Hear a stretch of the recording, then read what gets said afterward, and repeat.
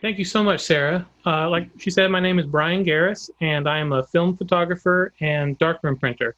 Very excited to be here. This is my first year with the Four Bridges Arts Festival. I've never done it with them before, so I'm really excited. A little different this year, so I'm extra excited to be here in the darkroom, having this unusual opportunity to actually show the behind-the-scenes process of making a print. So here in front of me, I've actually got a little variety of cameras that I use, and all of these are cameras I actually use. I don't shoot anything. These aren't just for show. So I've got everything from 35 millimeter cameras, which would have been pretty common back before the digital kind of revolution, up to some larger format cameras. And so I'm going to be showing today is actually making a print from a negative I shot recently with one of these cameras, actually. And I wanted to mention here that my website is bryangarris.com, and my lovely assistant will be actually putting that in the chat for you. And all of my currently available prints are on that website, along with my bio and a link to my Instagram, which is really important because at the end of this weekend, the print I make today, I'm going to be giving away to somebody. And to enter, it's going to be either you can either leave a comment on my Instagram and follow me, or send me an email, which is also on my website. So again, that's bryangarris.com. So to start with, like I said, this is a 35 millimeter camera here, and kind of give you an idea. That's a 35 millimeter piece of film right there. So that's the size of that film. Then this is the medium format camera, and that's the size of the film right there, kind of a little bit bigger. And these two are 4x5" cameras, and these are my most commonly used cameras. I really like these cameras for hiking, and because they're a little bit lighter than some of the larger cameras I have. And as you would expect, they take 4x5" film, which is this size. So you can see we're getting progressively bigger here. And this is a 5x7" camera, but my biggest camera I don't have on the table here because it's just too big. But this is my 8x20" camera. So this is 100 years old, and I've used this not every day because it's a little bit too big for that. But I actually have a picture I'm going to put up. Not working? Screen sharing's been disabled for the meeting. Oh, that's something. Oh, I can hold on. I can make you co-host. Hold on, one sec. Perfect. Thank you, Sarah. Okay, I made you co-host. You should be able to screen share now. Wonderful. Great. All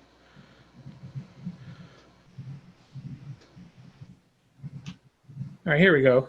Sorry about that. So this is a photo of me setting up this camera down in Florida for a photo I'll show you in just a second. And so that camera is about 50 pounds when you take into account everything that goes along with it, the tripod, the film holder, and everything else. So it's quite a beast, but it's a lot of fun to use. It's definitely different than taking a picture with your phone or a digital camera. If you'll go ahead and take that down for me. Mm-hmm. So as an example, that photo I took is actually right here. This is the photo I was setting up, and this is an 8x20" contact print. So the size film, here's the film not the exact film I shot, but a piece of film. And so you can see that the print is that size of the film. And so the film is put directly on the paper to make a contact print. So that's kind of the purest kind of print that you can make from a big piece of film like this. Otherwise, you're using a smaller piece of film and enlarging it. But like I said, most of the time I'm using these 4x5" cameras, which does require enlarging, and this is my enlarger back here. And these cameras are actually both new and old. This one's about 10 or 15 years old, and this camera is actually kind of interesting. This is a 3D printed camera, and I helped the designer of this camera kind of test it and put it into production. And so this is a basically new camera and made out of plastic. So it's kind of old technology meets new world production. So it's really interesting and can do some things that older cameras sometimes can't do. So these are all my film cameras. And like I mentioned, here's my enlarger. I have another enlarger right here that you can't really see. And over here has the chemicals. We'll be taking a look here in just a second. And so when we take the negative, we put it here in the enlarger. We project it, which is the enlarger is basically a backwards camera. Instead of photographing something, we're shooting the negative onto the paper to make a positive print. So I'm actually going to have my wife turn off that light there. Now we're in the Darkroom red safe light. And so we are going to be switching cameras. If you'll do that for me. Perfect. So now you can see my 3 trays here, and we've got the developer, the stop bath, and the fixer. So when we take the piece of paper, we expose it to the light through the negative. We're going to develop it for about 1.5 minutes, and then the stop bath basically stops the action of the developer, and then the fixer kind of finishes everything and gets rid of all the unexposed silver, which is the light-sensitive material in the paper. So let me make sure I've got all my devices turned off here so we don't have any light pollution. And I'm going to be getting a piece of paper out here.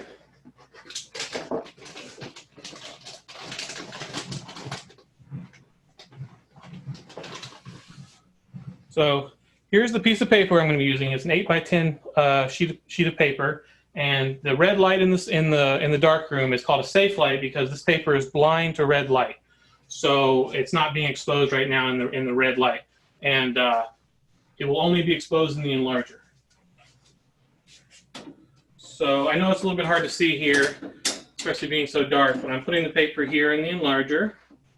And I've already got the print set up. Usually you would take a little bit of time to do some test prints and to do some test strips and make sure your exposure is correct. But I've already done that to make this a little bit more expedient. So I put the paper in, I've got the negative, and take it out here. And so you can see it still looks blank, but it's already been exposed and it's ready to develop. So I'm going to turn my clock on here. We're going to put it here in the developer. And now this is the real magic, and what kind of keeps me coming back to the darkroom is, so we're going to develop this picture, and you're going to be able to see it start to come up, and you're going to see the photo come up on the paper here in just a minute. So like I said, this is about a 1.5 minute process, assuming I didn't mess anything up.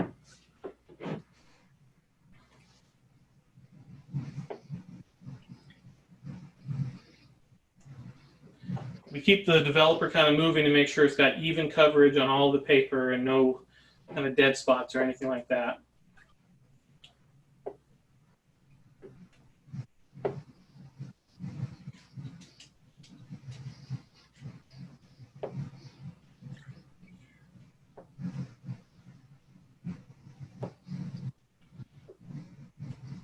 All right, if you can look real close, you can start seeing the print come up. A little bit of darker areas come up first. Kind of see it back here.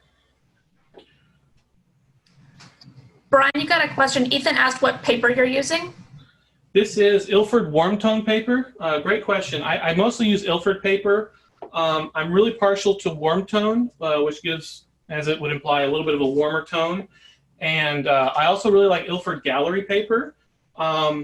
So I think Ethan and Randy there, I know they know a lot of the stuff I'm already saying, but these papers are variable contrast, which means you can use some different filters to get more or less contrast.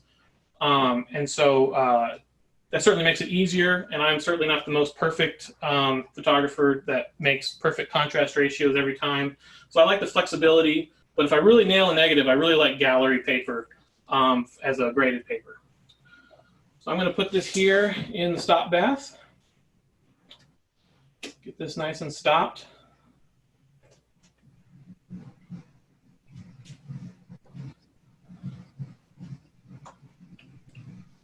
And now on the fixer, you might be able to notice it kind of darkens a little bit. That's just kind of something the fixer does. It took me a long time to learn to pay attention to the change that happens at the end here. Now, I know that the Zoom meeting, you probably can't see this photograph too well, but I'm going to try to show you, but I'm also going to have a screen share here in just a second. So once the paper's in the fixer for at least a few seconds here and everything starts to react, we can kind of turn the light back on and make sure. But if you're really careful not to forget to close the paper up, which I have, in fact, done. So let me close this paper up over here. Wouldn't want to ruin a whole box of paper. All right, I'm going to turn one of my lamps on here. And I like to turn the lamp on just right next to the fixer to kind of see what's going on. And here is a photograph. I'm I'm going to hold it up here to the camera. Let's see if I can. Whoop.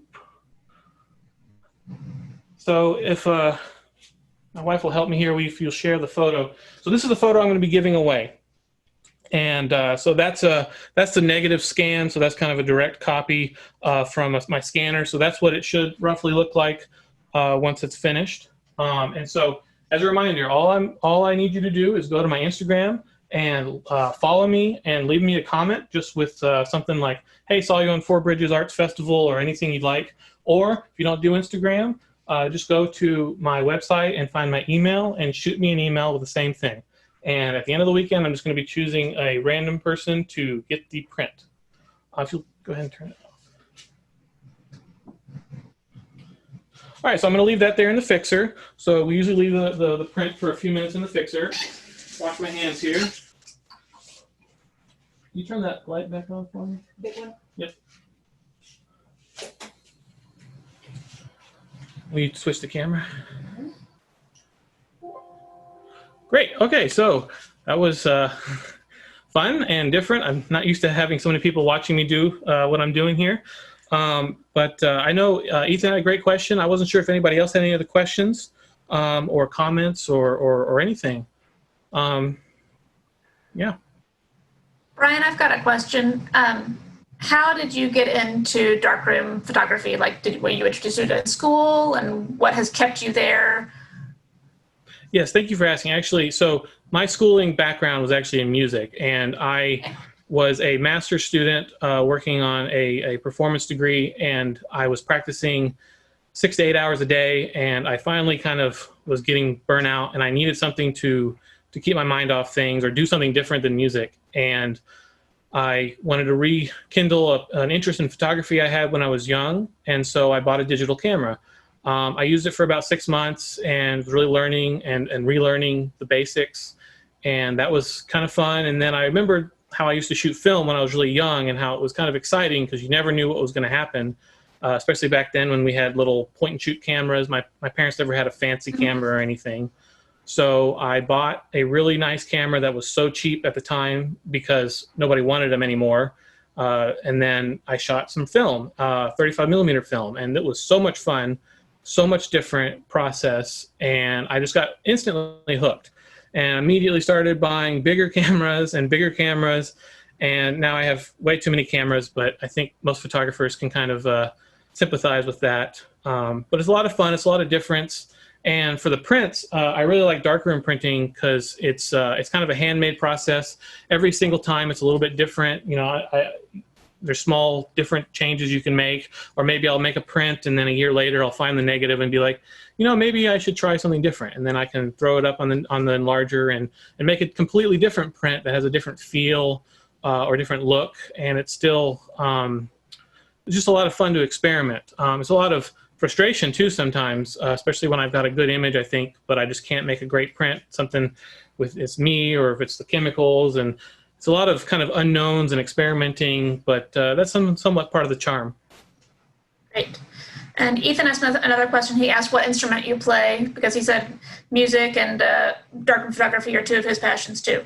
Awesome. Yeah, I'm primarily flute and piccolo. I actually used to play in a couple of regional symphonies, piccolo, principal piccolo with the Albany and Valdosta symphonies.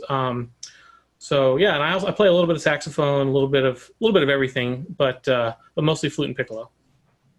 Okay.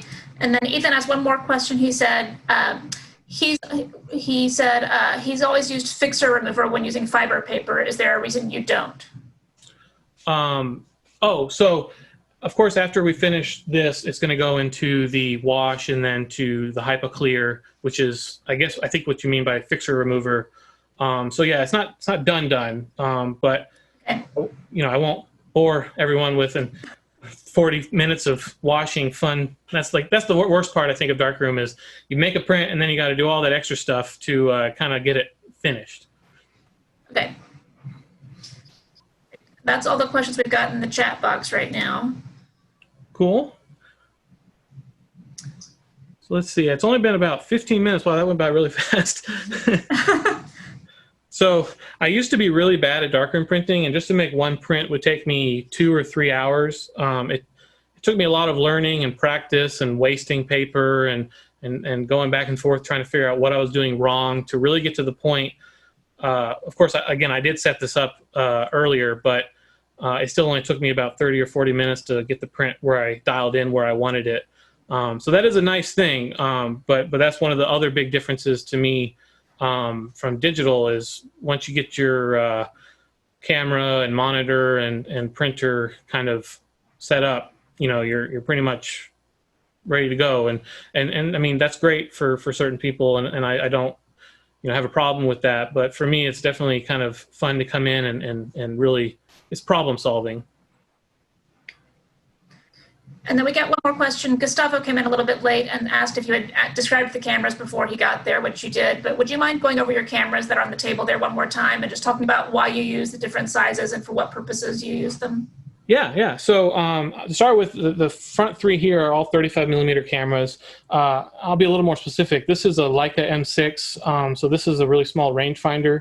This is really good for carrying around. It's real small and light. I do shoot mostly landscapes, but I also do a lot of architecture and sometimes a little bit of on the street kind of stuff or documentary. And so these kind of cameras are great for that. This is actually also a rangefinder made by Nikon. This one's a really cool camera. This is a panoramic camera. It still takes 35 millimeter film, but it takes a long strip of it, and the lens actually moves. Let me wind this up here, and you'll see. So yeah, that whole thing kind of goes 120 degrees and makes a panoramic picture. And I really do like panorama photos. In fact, I do have a couple photos here. It wasn't taken with that camera. It was taken with one of my larger format cameras. But this is something actually near Chattanooga, since we are at the Four Bridges Arts Festival. This is the Lula Lake Falls a couple of winters ago, and it was completely frozen over, and the tree there is completely covered with ice. But this is I really like panorama photos, so this is one of my panorama photos that I took there a couple years ago. I showed you that tree. So the big 8x20 inch camera, I'll show Gus now. This one I showed earlier, this is also technically, I guess, kind of a panoramic camera. It's a longer image than it is tall, much longer. And you can kind of see the back there.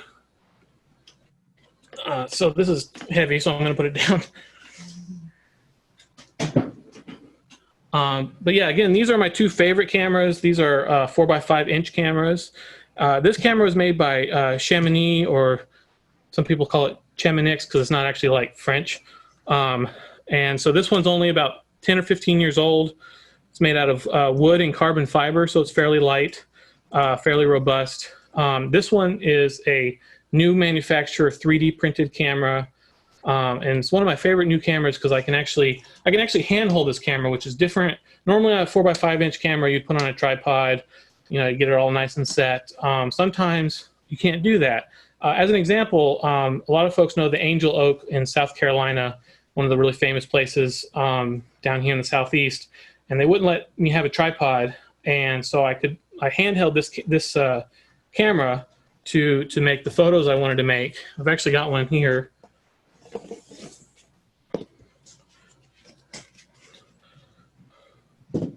So that's the Angel Oak, and a little bit of a different perspective, looking straight up into the sun there.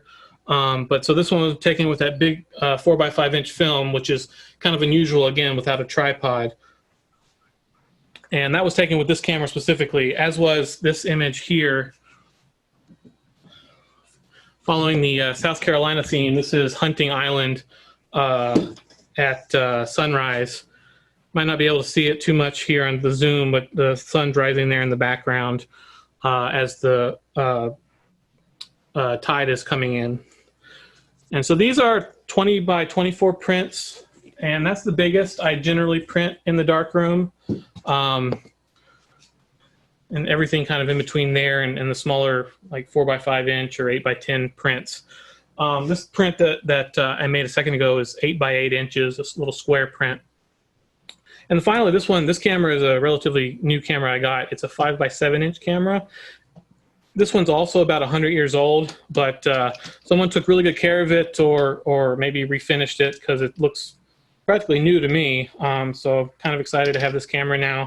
It's kind of different, and everyone always likes to see when I'm out on the trail. If people come up to me and they're all like, "Wow, that's really old," and sometimes they're not. Sometimes they are, like this one, and it's kind of cool to have these in such good condition and working, and not just show pieces, but actually taking them out and shooting them like they were meant to be shot. And Ethan just asked if the one of the sunrise you just showed us was taken with a tripod, because he said it looks like a long exposure shot with the water.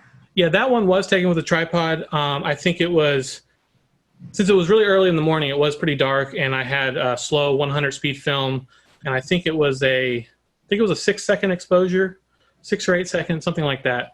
So yeah, definitely good eye on the movement of the water. Oh yeah, I didn't talk about this camera. This is a medium format camera, and it's a Rolly cord, and it's kind of an interesting one.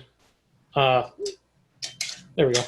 And so this is what's called a TLR, or a twin lens reflex. And this one's also a little fun camera to shoot on the streets, because you look in it like this and walk around. And so a lot of times people, especially these days, if you point a camera at them, they kind of like, whoa, what are you doing? But this one, you're looking down, and they don't really necessarily see that you're looking at them. And so you can kind of have a different perspective of people when they don't really they're not looking at you, wondering what you're doing. So I really like this for some documentary stuff and that kind of photo. Great. Any other questions for Bryan from our viewers?